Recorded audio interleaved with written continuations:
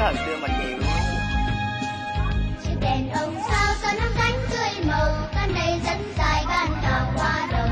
Em cầm đèn sao em hát vang vang, đèn sao tươi màu của đêm rằm liên hoan. Tung sinh sinh tung tung tung sinh sinh, tay ánh sao vui cho ra non ngàn. Tung sinh sinh sinh sinh tung sinh sinh, ánh sao ba hồ tỏa sáng nơi nơi. Tung sinh sinh tung tung tung sinh sinh, tay ánh sao vui cho ra non ngàn. Tung sinh sinh sinh sinh tung sinh sinh, ánh sao ba hồ tỏa sáng nơi nơi. Đây đèn ông sao có năm cánh tươi vàng, ánh sao sáng ngời chiếu miền non ngàn. Em cầm đèn sao em hát vang vang, để ánh hoa bình đuổi xuôi lại xâm lam.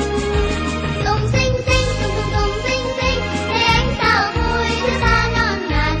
Tung sinh sinh sinh sinh tung sinh sinh, ánh sao ba hồ tỏa sáng nơi nơi. Tung sinh sinh tung tung tung sinh sinh, để ánh sao vui cho ta non ngàn. Tung sinh sinh sinh sinh tung sinh sinh, ánh sao ba hồ tỏa sáng nơi nơi.